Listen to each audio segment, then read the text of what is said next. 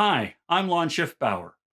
The ability to give and receive feedback can make or break your career. After all, you can't grow professionally if you're not coachable, and you can't be an effective leader if you don't know how to coach. That being said, giving somebody feedback, being critical of their performance, that can be very, very difficult and awkward. But this is so important to our careers that we really need to take the time to understand it. And so that's what we're going to talk about today.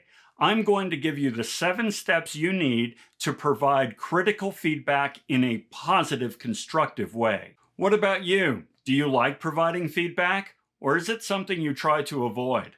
Tell me in the comments below. I would love to hear your thoughts. And while you're there, be sure to hit the subscribe and notifications button so you don't miss any episodes. Now, in an earlier video, I made the case that the purpose of communication is to affect somebody's attitudes and behaviors in a positive way that helps them, you, and everyone else. This is never more true than when it comes to delivering feedback. After all, you want to inspire this person to action. You want them to change their attitude, their behavior, their work style, their processes. Who knows? But they are not going to do what you hope they will do unless they feel that you have their best interest at heart. Now, like I said, we're going to talk about the 7 steps of delivering critical feedback. And to do this, we're going to have the folks at the Nutshell Brainery Acting Company help us out. Penny Bivens will be playing the role of the good manager. Oh, hi everybody. Michael Swenson will be playing her employee. Hey guys. Chris Roberts will be playing the role of the utterly crap manager. Hey, what's up, other guys? And Sierra Schiffbauer will play the role of his employee. Okay, so let's start. Step 1, ask if you can provide feedback. This helps to establish a safe place for the employee and helps to send the message that they have some level of control, some level of autonomy in this situation. It also reduces the feeling that they're being ambushed from out of nowhere and gives them the opportunity to kind of prepare themselves mentally. So with that in mind, let's see how our actors deal with this. First, our competent manager. Do you have a few minutes? I have some thoughts I'd like to share. Not bad. Okay, but now, what about the crap manager? Come with me. We need to talk. Wow. Talk about being ambushed. This guy clearly has no interest in establishing a safe place for his employee. Okay, step 2, lead with an affirming statement. This helps to reinforce the fact that it's a safe space and shows that you're not out to get the person. But most importantly, it shows that you have a respect for the person and that you value their contributions to the team and organization. But let me be clear here. This is not the cynical compliment sandwich. This affirmation statement that you provide, it has to be real and authentic and grounded in actual performance. Not this sort of, oh, gee, you're great. No. It has to be grounded in real performance that the employee can then own and feel like, yeah, I've done that. That's who I am. I have value. Okay, so let's see how the acting company deals with this. First, the good manager. First, I want to say you've really been doing great work for the team. I really like the business analysis you delivered last week. Nice. She shows that she values his contributions and she cites a real piece of work that he contributed. All right, now what about the other guy? It's great that you're part of the team and whatever. Okay, now you see, that's the cynical sort of compliment sandwich that I was talking about. He didn't offer anything material to really show that he appreciates her contributions. He just said, yeah, whatever. That's not what we're looking for. Okay, number 3, state what you observed. The idea here is to use I statements rather than you statements, and to express what you feel you observed, your perceptions. Now, what this does is it helps to reduce the value judgment that the person may feel and reduces the chance that they'll feel that you're attacking them. After all, you're just simply saying what your perceptions are, and that kind of leaves a door open to negotiation and clarification. Also, when you do this, only focus on 1 or 2 things. Don't use this as an opportunity to pull out this laundry list that you've been keeping. You only want to give them one or two things to focus on so that they know where to focus their efforts in improving their performance. Okay, so how does our good manager do this? Today, though, I felt like you were a little distracted in the meeting.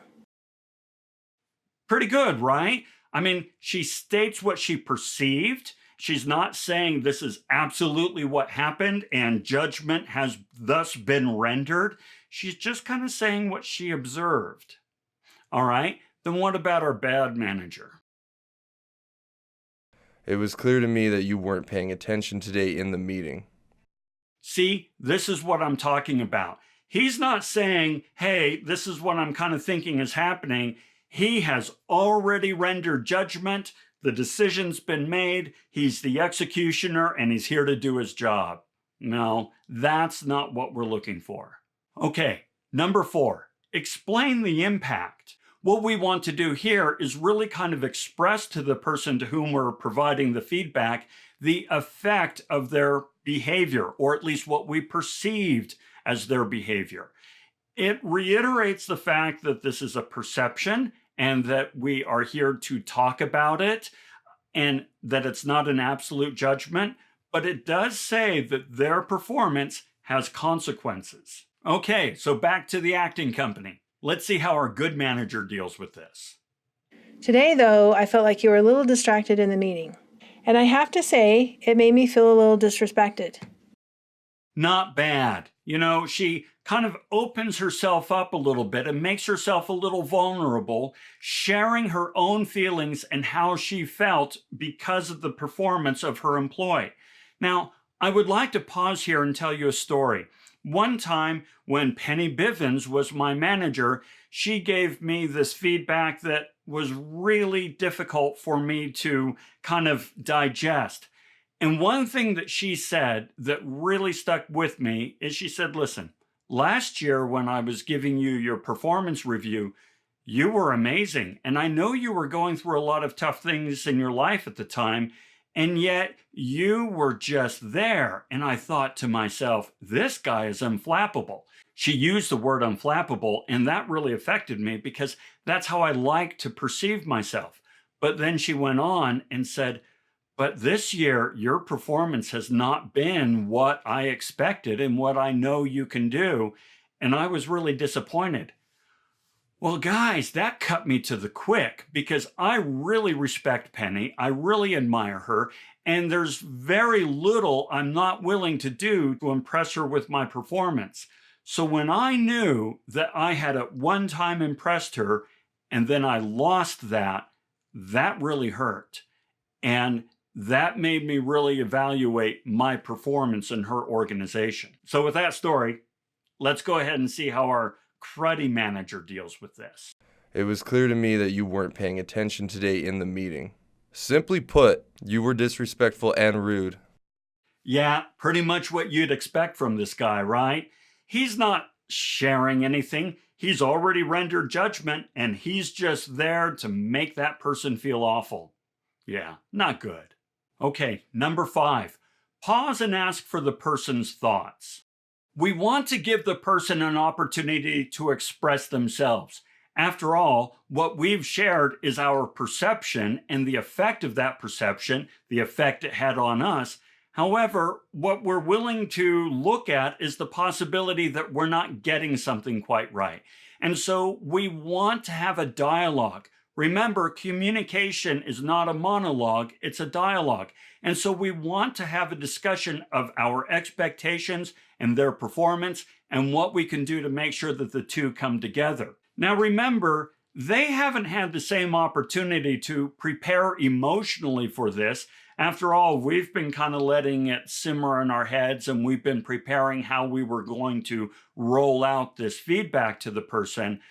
Even though we don't want to ambush them, and we hope we haven't, they still haven't really had the chance to kind of process all this. So understand the response may be somewhat emotional.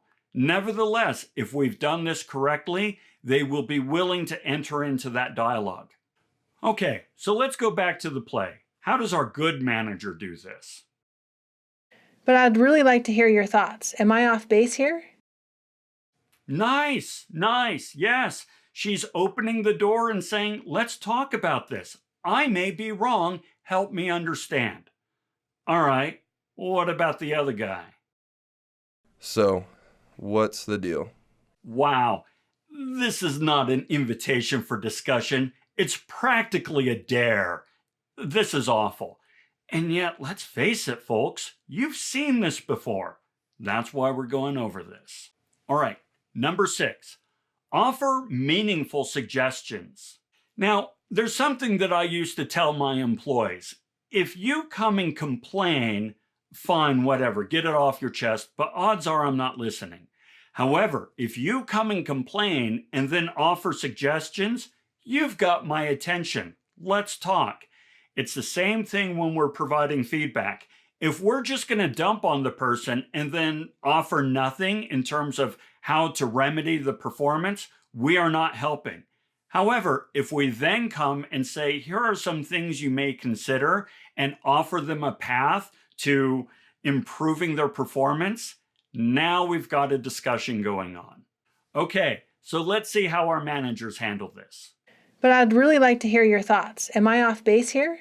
Yeah, I'm sorry. It totally wasn't my intention to come across as disrespectful. It's a great team, and I feel like we're doing some awesome work. If I seem distracted, I apologize. And to be honest, you're probably not wrong. Sometimes it's hard to stay focused. The meeting is right after lunch, and sometimes I think I just slip into a digestive food coma.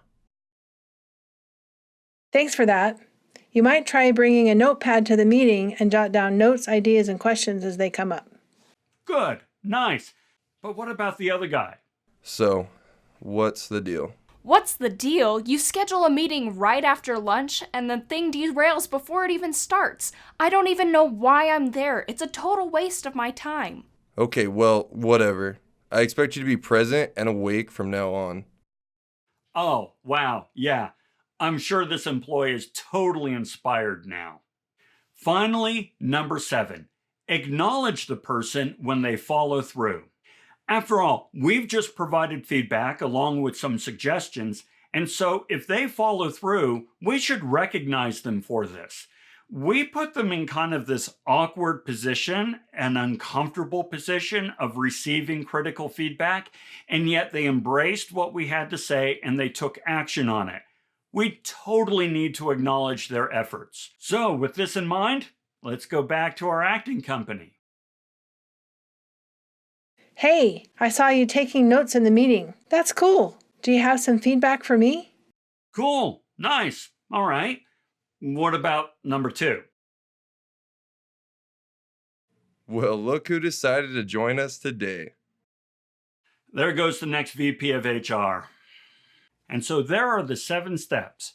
Ask if you can provide feedback, lead with an affirming statement, and then state what you observed, and kind of explain the results or the effects of what you observed.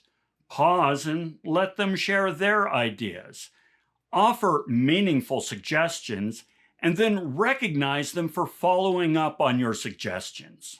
Now, I know that this is a lot to remember, and so if you weren't taking notes, that's fine. I've put some additional resources down in the description, so go ahead and check those out. So there you are. Now, those are my 7 steps, but what do you think? What do you think is the best way to provide critical feedback? Tell me in the comments below. Let's talk about this. And if you think this has been helpful, do me a favor and hit the like button. And as always, don't forget to subscribe. All right, thanks for joining me. Now, of course, in this video, we talked about giving difficult critical feedback, but in our next video, we're going to talk about how to receive critical feedback. So you'll want to stick around for that. In the meantime, have a fantastic day. Hey everyone, thanks for watching. If you're interested, here are a few other videos you can take a look at. Also, don't forget, I have a Patreon account. Who doesn't? Details are down below. Thanks a lot.